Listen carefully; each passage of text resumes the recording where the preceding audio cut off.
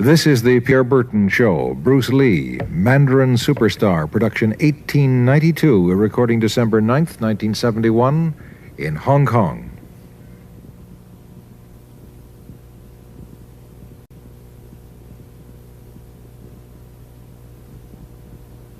Bruce Lee faces a real dilemma. He's on the verge of stardom in the United States with a projected TV series on the horizon, but he's just achieved superstardom as a film actor here in Hong Kong. So what does he choose, the East or the West?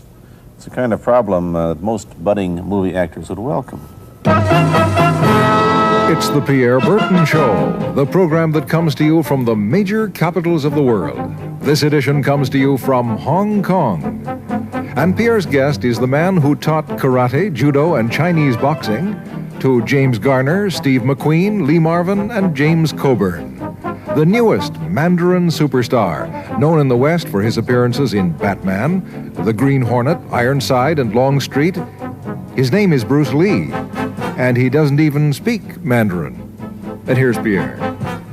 Well, how can you play in Mandarin movies if you don't even speak Mandarin? How do you do that? Well, first of all, I speak only Cantonese. Yeah. So, I mean, there is quite a difference as far as pronunciation and things like that go. So somebody else's voice is used, right? Definitely, definitely. You just make the words. Doesn't that sound strange when you go to the movies, especially in Hong Kong, in your own town, and you see yourself with somebody else's voice?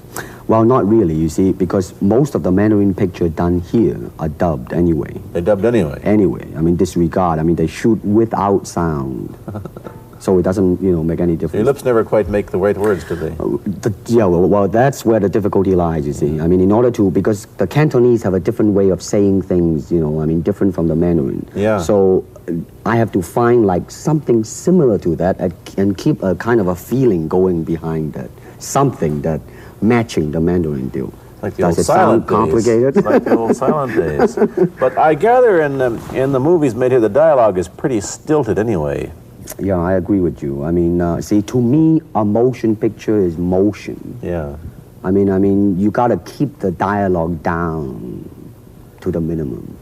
Did you look at many Mandarin movies before you started playing in the first one? Yes. What did you think of them when you saw them? Quality-wise, I mean, I have to admit that it's not quite up to the standard.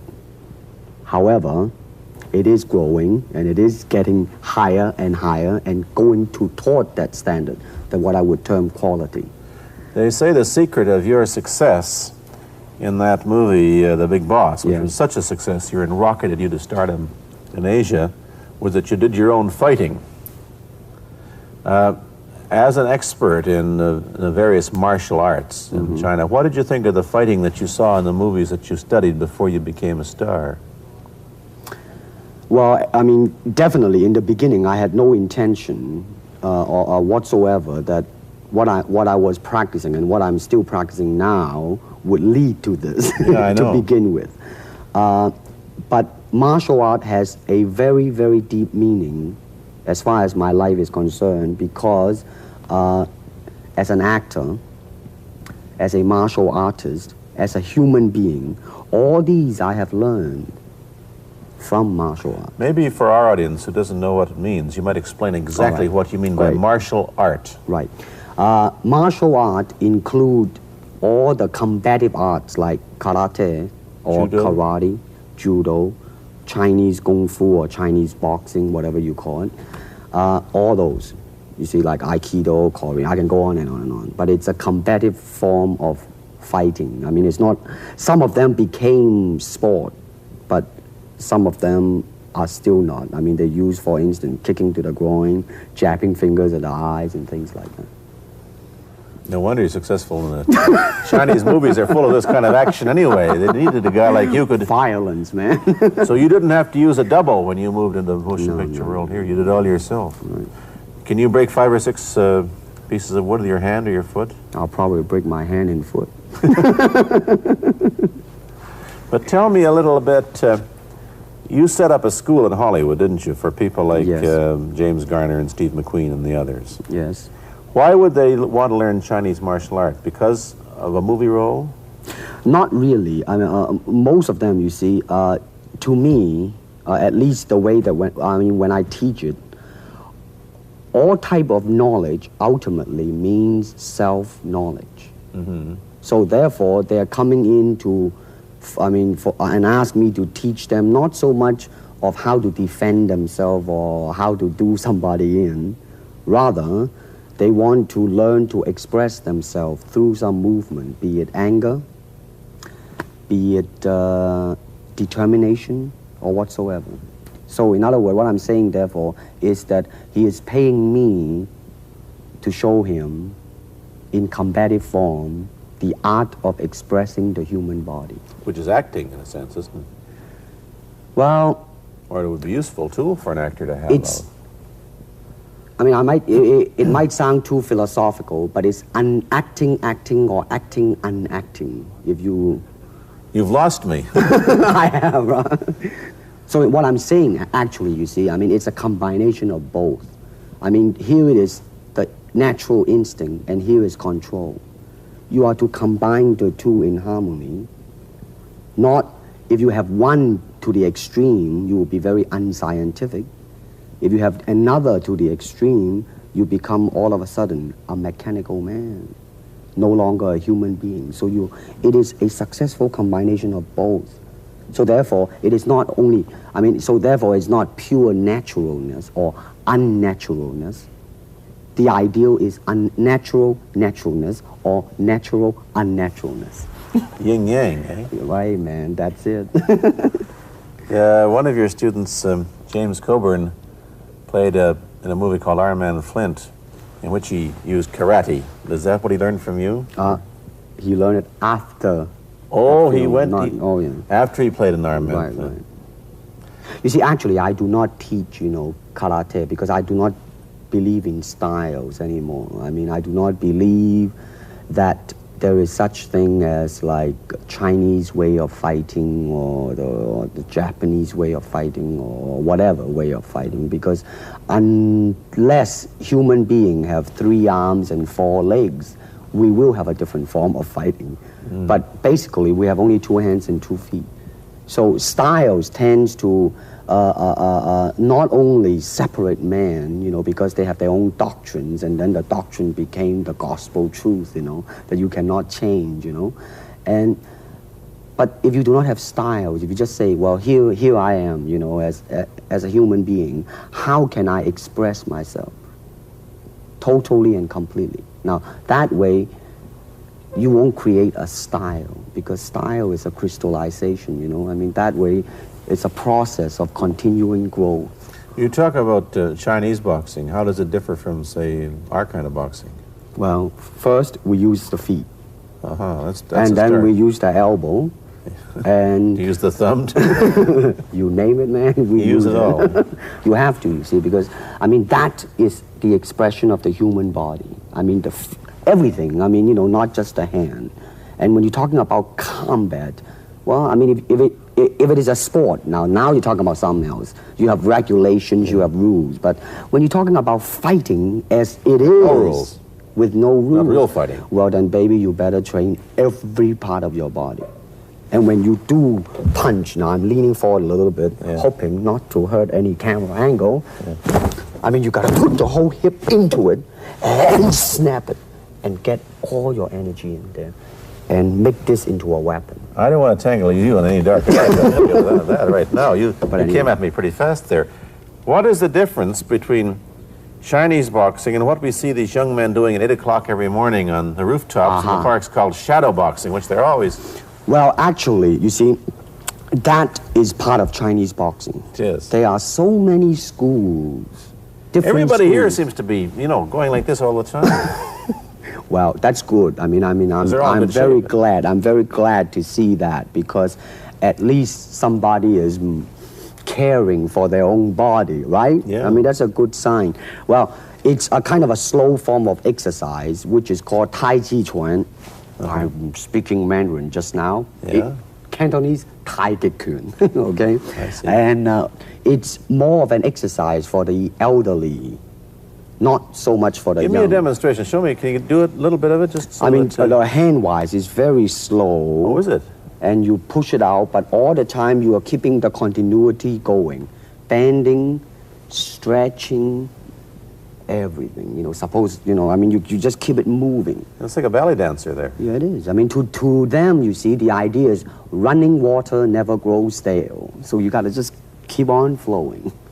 Of all your students, famous, James Garner, Steve McQueen, Lee Marvin, James Coburn, Roman Polanski, which was the best, who adapted best to this Oriental form of exercise and defense? Well, depending, okay? Now, as a fighter, Steve McQueen, now, he is good in that department because that son of a gun got the toughness in him. Yeah. I mean, see it on the screen. I mean, he would say, all right, baby, here I am, man. Mm-hmm. You know, and he'll do it. Yeah. Now, James Coburn is a peace-loving man. Yeah, I met him. Right? I mean, you've met him. I mean, he's really, really nice. I mean, super mellow and all that. I mean, you know, I mean, now, he appreciates the philosophical part of it. Therefore, his understanding of it is deeper than Steve. So it's really hard to say. You see what I'm saying now? I see. I mean, it's different. So that's, I mean, depending on what you see in it. Interesting that we don't, in our world, and haven't since the days of the Greeks who did, combine philosophy and art with sport. But quite clearly, the Oriental attitude is that the three are facets of the same things. Man, listen, you see, really, to me, okay, to me, ultimately, martial art means honestly expressing yourself. Now, it is very difficult to do. I mean, it is easy for me to put on a show and be cocky and be flooded with a cocky feeling and then feel like pretty cool and all that. Or I can make all kinds of phony things, you see what I mean? Blinded by it. Or I can show you some really fancy movement. But to express oneself honestly, not lying to oneself, and to express myself honestly, now that, my friend, is very hard to do. And you have to train. You have to keep your reflexes so that when you want it, it's there. When you want to move, you're moving. And when you move, you are determined to move. Not taking 1 inch, not anything less than that. If I want to punch, I'm going to do it, man, and I'm going to do it, you see. So, I mean, so that is the type of thing you have to train yourself into it, to become one with the, you think? Yeah, this is very un-Western, this attitude. I want to ask you about your movie and TV career, but first we'll take a break. Then I'll be back with Bruce Lee. I've been talking to Bruce Lee mainly about the Chinese martial arts, which include things like Chinese boxing, karate, and judo, which is what he taught when he was in Hollywood. After he left the University of Washington, where he studied, of all things, philosophy, if you can believe that. He did, but that, perhaps you understand why the two go together from the first half of this program. And you can perhaps understand how he got into films. He knew a lot of actors, but I'm told that you got the job on the Green Hornet, where you played Kato the chauffeur, mainly because you're the only Chinese-looking guy who could pronounce the name of the leading character, Britt Reed. I meant that as a joke, of course. And it's a heck of a name, man. Yeah. I mean, every time I said it at that time, I was super conscious. I mean, really now, that's another interesting thing, huh? Let's say if you learn to speak Chinese. Yeah. And it's very, I mean, it's not difficult to learn and speak the word. The hard thing, the difficult thing, it's behind what is the meaning, what brought on the expression and feelings behind those words. Like when I first arrived in the United States, and I look at a Caucasian, and I really would not know whether he was putting me on or is he really angry, because we have different way of reacting to it. See, those are the difficult things, you see. It's almost as if you came upon a strange race where a smile didn't mean what it does to us. In fact, a smile doesn't always mean the same, does it? Of course not. Yeah, I just thought of that. Tell me about the big break when you played in Longstreet. I must tell the audience that Bruce Lee had a bit part or a supporting role in the Longstreet series, and this had an enormous effect on the audience. What was it? Well, you see, the title of that particular episode of Longstreet is called The Way of the Intercepting Fist. Now, I think the successful ingredient in it was because I was being Bruce Lee. Yourself. Myself, right. And did that part, just express myself, like I say, honestly express myself at that time. And because of that, I brought, favorable mentioning in like New York Times, which says like the Chinaman, who incidentally came off quite convincingly enough to earn himself a television series, and so on and so on and so forth. Can you remember the lines by Sterling Siliphant, the key lines? He's one of my students, you know that? Was he too? Yes. You've had everybody as your student. But you read, there were some lines that expressed your philosophy. I don't know if you remember them or not. Oh, I remember that. I Let's said, hear. This is what it is, okay? You're talking to Longstreet, played by James Francesca. I said, empty your mind. Be formless, shapeless, like water.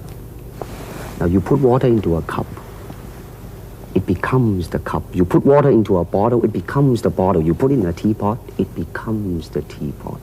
Now water can flow or it can crash. Be water, my friend.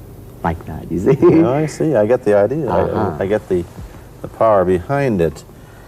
So now, two things have happened. First, there's a pretty good chance that you'll get a TV series in the States called The Warriors, in which you use what, the martial arts in a Western setting? That was the original idea. Now, Yeah. Paramount, I did Longstreet for Paramount, and Paramount wants me to be in a television series. On the other hand, Warner Brother wants me to be in another one, but both of them, I think, they want me to be in a modernized type of a thing. And they think that Western idea is out. Whereas you want to do the Western, eh? I want, because you see, I mean, how else can you justify all these punching and kicking and violence except in that period of the West? I mean, in nowadays, I mean, you don't go around on the street kicking people or punching people. Because if you do, that's it. I mean, I don't care how good you are, But this is true also of the Chinese dramas, which are mainly costume dramas. And they're all full of blood and gore over here. You mean here? Yeah. Well, unfortunately, you see, I hope that the picture I am in would either explain why the violence was done, whether right or wrong or whatnot. But unfortunately, pictures, most of them here, are done mainly just for the sake of violence. You know what I mean? Like, fighting for 30 minutes, get stabbed 50 times. Well, I'm fascinated. Let me give you your microphone back. I'm fascinated that you came back. I am a martial artist. You came back to Hong Kong on the verge of success in Hollywood and full of it. And suddenly, on the strength of one picture, you become a superstar. Everybody knows you. You have to change your phone number. You get mobbed in the streets. Now, what are you going to do? Are you going to be able to live in both worlds? Are you going to be a superstar here, or one in the States, or both? Well, let me say this. First of all, the word superstar really turned me off, and I'll tell you why. Because the word star, man, it's an illusion. It's something what the public calls you. You should look upon oneself as an actor, man. I mean, you would be very pleased if somebody say, hey, man, you are a super actor. It is much better than, superstar. Yeah, therefore, you've got to admit that you are a superstar. You're not going to, if you're going to give me the truth. I'm honestly saying this, okay? Yes, I have been very successful. Yeah. Okay? But I think the word star I do not look upon myself as a star. I really don't. I mean, believe me, man, when I say it. I mean, I'm not saying it because what are you going to do? Let's get back to the question. Okay. Are you going to stay in Hong Kong and be famous? Or are you going to go to the United States and be famous? Or are you going to try and eat your cake and have it too? I am going to do both because, you see, I have already made up my mind that in the United States, I think something about the Oriental, the true Oriental should be shown. Hollywood sure as heck hasn't. You better believe it, man. I mean, it's always that pigtail and bouncing around, chop, with the eyes slant and all that. And I think that's very, very out of Is it true that you were the first job you had was being cast as Charlie Chan's number one boy? Yeah, number one son, yeah. No, They never made a movie. No. They were going to make it into like a new Chinese James Bond type of a thing. Now that, you know, the old man Chan is dead, Charlie is dead, and his son is carrying on. But they didn't do that. No. Batman came along, you see, because and then everything was started to be going into that, you know, that kind of which you were in. But by the way, I did a really terrible job in that, I have to say. Really? You didn't like yourself? I didn't see it. Let me ask you, however, about the problems that you face as a Chinese hero in an American series. Have people come up in the industry and said, well, we don't know how the audience are going to take a non-American? Well, such question has been raised. In fact, it is being discussed, and that is why The Warrior is not going to be on. I see. You see, because unfortunately, such thing does exist in this world, you see, like, I don't know, certain part of the country, right? Where, like, they think that business-wise, it's a risk. And I don't blame them, I mean, in the same way, it's like in Hong Kong, if a foreigner come and became a star, if I were the man with the money, I probably would have my own worry of whether or not the acceptance would be there. But that's all right, because if you honestly express yourself, it doesn't matter, see? Because are you, how about the other side of the coin? Is it possible that you are, I mean, you're fairly hip and fairly Americanized. Are you too Western for Oriental audiences, do you think? Oh, man, like, how? I have been criticized for that. You have, eh? Oh, yes, definitely. So. Well, let me say this. When I do the Chinese film, I'll try my best not to be as American as I, you know, have been adjusted to for the last 12 years in the States. But when I go back to the States, it seems to be the other way around. You know what I mean? You're too exotic, eh? Yeah, man. I mean, they're trying to get me to do too many things that are really for the sake of being exotic. You understand what I'm trying to say? Oh, sure. So it's really, I mean, it's when you live in both worlds, it brings its problems as well as its advantages, and you've got both. Time to go to a commercial. I'll be back in a moment with Bruce Lee.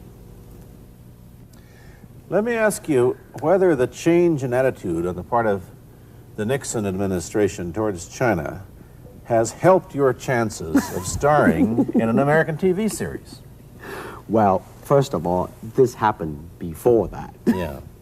But I do think that things of Chinese will be quite interesting for the next few years. I mean, not that I'm politically, you know, inclining toward anything. You know, I understand that. I'm just wondering. But I mean,